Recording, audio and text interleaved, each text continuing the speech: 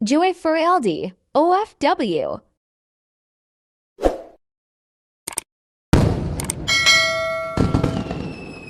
Hello guys! Kung bago lang kayo sa channel ko, ako pala si Joy Frialde OFW. Kung di pa kayo nakapag-subscribe, pakiclick nyo lang yung bell notification sa baba para ma-notify po kayo sa mga videos na i-upload ko. Ayan, nandito po tayo sa conveyor ng mga itlog. Ayan. Siyempre, yung mga itlog kapag nanganganak, ayan, dyan po dumadaan sa conveyor o machine. Kita nyo naman guys, o di ba? Ang laki ng conveyor nila. Ayan, mula doon sa dulo hanggang dyan sa dulo rin, ayan, umaandar po ang itlog.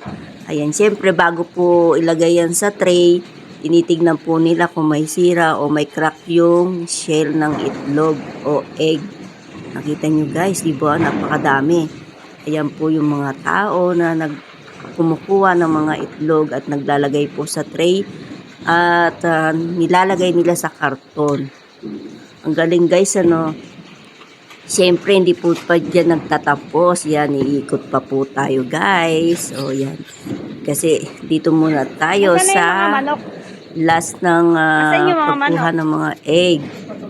Ayan, ikot tayo guys. O, diba? Ang laki ng kanilang conveyor o mga machine o yung kanilang bude. Hindi ko alam kung anong tawag dito. Ayan, nakita nyo guys. Nakita nyo. Mamaya pupunta tayo dun sa may ilaw-ilaw. Yan. Tinitignan nila kung small, medium, large, or super jumbo. Meron po kasi guys, super jumbo. Dalawa yung egg yolk niya sa loob o yung pula. Ang galing nga guys eh. Pag nakita nyo yung itlog, ayan.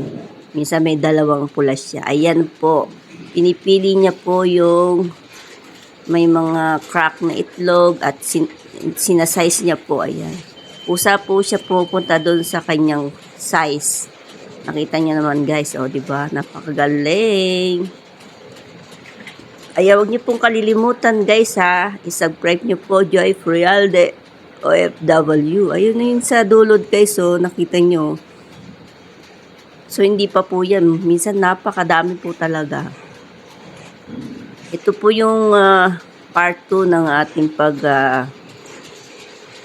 punta-punta sa mga itlog, 'di ba yung nakaraan sa manukan. Ayan guys, 'di ba mailaw. Makikita po diyan kung may crack o may sira po yung egg o yung shell ng itlog. Ayan guys, tignan niyo, 'di ba? Kusa diyan lumalabas yung itlog. Iba kung iisipin niyo parang ang bagal-bagal kasi ang bagal ng machine eh. O 'di ba? Yun ang itlog nandoon sa dulo. Ayan, maraming salamat sa pagsuporta nyo sa mga video ko, guys. Huwag po kayong magsasawa. Ayan, nakita nyo, di ba, binabantayan na lang nung nagbabantay. Ayan, pusa po kasi siya nagsa-size by size. Oh, di ba, ang galing. First time ko lang po makakita ng mga ganyan. Sa atin kasi sa Pilipinas, di ba, mano-mano. Dito po guys, hindi. Kasi maramihan po kumuha dito. Minsan, umu-order po yung mga taga Jeddah, ayan, Riyadh, mga malalayong lugar. Ayan, mga container. Ayan guys, ang dami ng egg, oh. Nakita nyo kanina, konti. Ngayon, ang dami na. Oh, diba? Pusa talaga siya. Ayan, diba? Ang dami ng egg. Mamaya-maya, mas marami pa yan guys. Nakita nyo naman, oh. Ang dami na niya. Ay, marami po ditong poultry ng mga manok. Marami po mga bahay ng mga manok, o, diba? Ayan, kung saan na siyang pupunta doon sa mga size niya, guys. Ayan, maraming salamat sa inyong pagsuporta sa aking mga video, guys. Huwag po kayong magsasawa sa panonood sa aking mga videos. Ayan, thank you very much guys. Bye-bye.